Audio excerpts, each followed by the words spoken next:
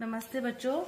कक्षा 9 विषय गणित और प्रश्नावली अपनी जल्दी से 9.4 इसके 6 तक के क्वेश्चन अपने हल कर लिए थे साथ में, और उससे आगे के क्वेश्चन देखने थे। तो देखो 7वां क्वेश्चन क्या दे रखा है कि पी क्यू क्रमशः ए बी सी की भुजाओं ए बी और बी सी के क्या है, मध्य बिंदु हैं। तब अपने को क्या प्रूव करना है, ये प्रूव करना है कि जो आर है ये रेखाखंड एपी का मध्य बिंदु है। ये भी दे रखा है कि एपी का मध्य बिंदु आर है।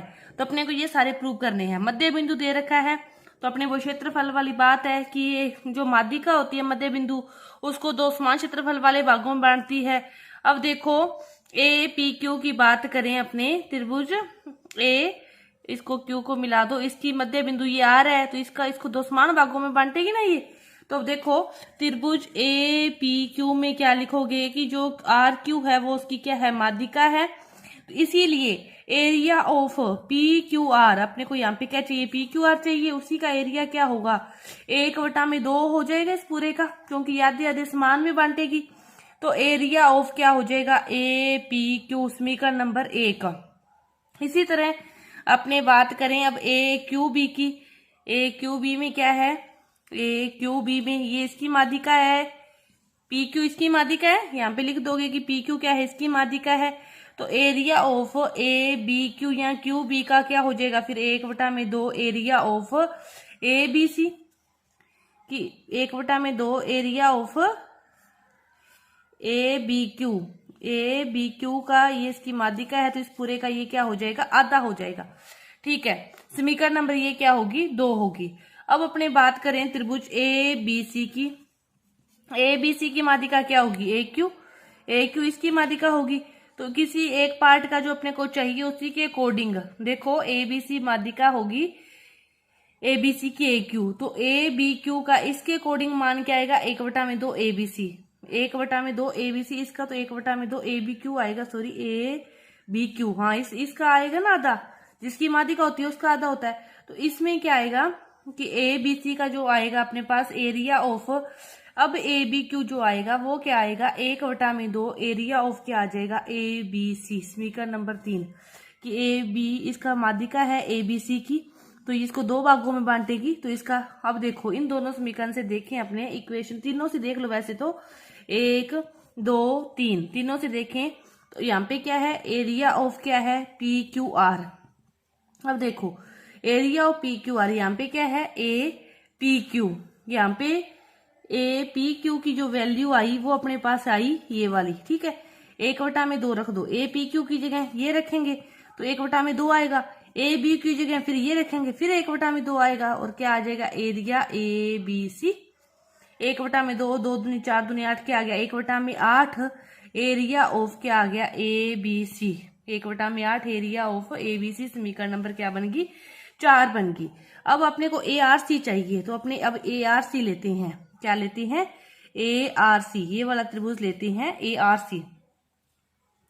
ए आर सी में क्या है, ए आर सी नहीं ए सी पी लेना पड़ेगा अपने को, फिर उसकी माध्यिका आएगी सी आर। ठीक है, ए सी पी लेते हैं अपने को, तो ए आर सी चाहिए किसी भी तरीके से भी एरिया ऑफ अपने वो निकाल सके। तो अपने त्रिभुज फिर कौन सा लेंगे, ए सी पी, इसकी माध्यिका क्या है, सी आर, सी आर इसकी माध्यिका है।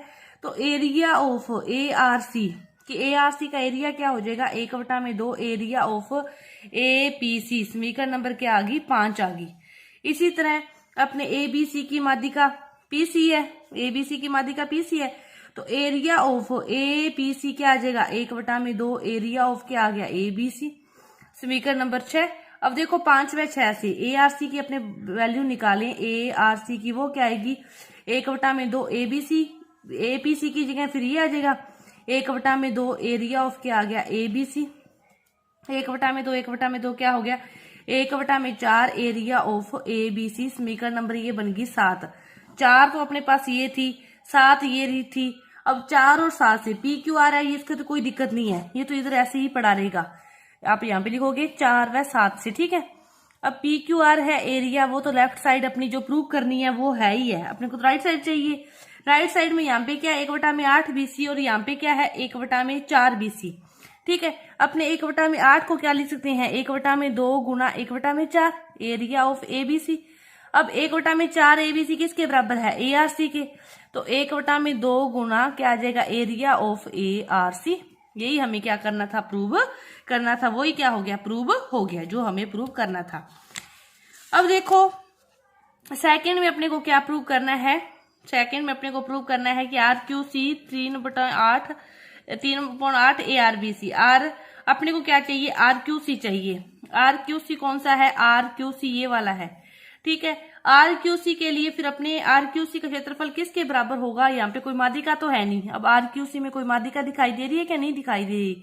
तो अपने को इसको 3-4 भागों में डिवाइड करके हल करना पड़ेगा कि जो RQC का एरिया है वो बराबर किस किस के होगा। देखो RQA ले, RQA एक भाग ये ले लिया। दूसरा भाग देखो इसके अंदर क्या जोड़े, AQC इसके अंदर जोड़ के अब इसमें से क्या घटा दें, ARC घटा देना, फिर वो बच जाएगा। ध्यान से देखो कि RQA प्लस एक अपने लिया AQC और इसमें से घटाएंगे क्या, ARC। अब इन सभी की वैल्यू यहाँ पे निकली हुई है, वो इसमें पुट करोगे, आपका जो उत्तर है वो हल हो जाएगा। ठीक है, इसको हल करने के बाद आपने आप क्वेश्चन नंबर देखते हैं 8वां क्वेश्चन क्या दे रखा है, आपको दे रखा है इस प्रकार कि आकृति में बने त्रिभुज ABC क्या है, एक समकोण त्रिभुज है जिसका एक कोण समकोण है और ये क्रमशः इस पर बने हुए वर्ग है कि जो BCED है वो किस पर वर्ग बना हुआ है, BC पर, और ACFG बना हुआ है AC पर, और फिर बना हुआ है एक AB पर, ये बना हुआ है AB पर। ये वर्ग बने हुए हैं, सब कुछ लिख रखा है, अपने को ये प्रूव करना है, स्टेप बाय स्टेप सारा प्रूव करना है। तो देखो पहला क्वेश्चन प्रूव करने के लिए अपने को क्या चाहिए, MBC और ABD। तो अपने त्रिभुज MBC ले लो और ABD ले लो। MBC कौन सा त्रिभुज है, अब इसमें देखो ये है अपने पास MBC, यहां से फिर अपने को इसको मिलाना पड़ेगा MBC बनाने के लिए। और फिर एक है ABD का है, ये रहा, तो इसको भी यहां से मिलाना पड़ेगा, डैश डैश डैश। तो ये दोनों त्रिभुज बन गए। अब देखो AB और AC तो क्या होंगे, बराबर होंगे। क्यों बराबर होंगे, क्योंकि ये वर्ग की क्या है, भुजाएं हैं। AB और AC क्या है, वर्ग की भुजाएं हैं। ठीक है, तो AB बराबर होंगे AC, क्योंकि ये हमें दिया गया है, यहाँ पे लिख दोगे दिया गया है, ये क्या है, वर्ग की भुजाएं हैं। AB और AC क्या है, वर्ग की दोनों भुजाएं हैं, ये तो बराबर होंगे।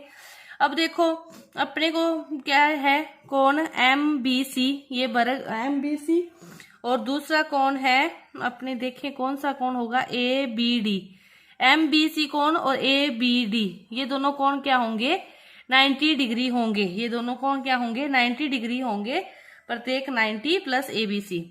देखो MB इसका तो C आ गया, फिर MBD। अब देखो इसको ध्यान से समझो, इतना कोण तो क्या है 90, क्योंकि ये क्या है, वर्ग है। ठीक है, ये वर्ग है। अब ये वाला कोण भी, नीचे वाला भी क्या है 90, क्योंकि ये भी एक क्या है, वर्ग है। इसमें जोड़ना कौन सा है, ABC। तो ये दोनों कोण बराबर हो गया कि 90 में कौन सा कोण जुड़ रहा है, ABC कोण जुड़ रहा है, कि ये भी 90 है, ये भी 90। ध्यान से देखना, एक कोण आ गया, एक भुजा आ गया, एक और चाहिए अपने को। अब देखो ध्यान से, जो MB है, अपने बात करें कौन कौन से त्रिभुज लिए, देखो MBC और दूसरा कौन सा लिया, ABD। MB और AB क्या है, एक ही वर्ग की भुजाएं हैं, तो ये भी क्या होंगी, बराबर होंगी। MB बराबर AB होगा, क्योंकि ये क्या है, एक ही वर्ग की भुजाएं, तीनों चीजें आ गई। तो MBC क्या हो गया, सर्वांग हो गया त्रिभुज ABD के। यही हमें प्रूव करना था, कौन से नियम से, SAS नियम से।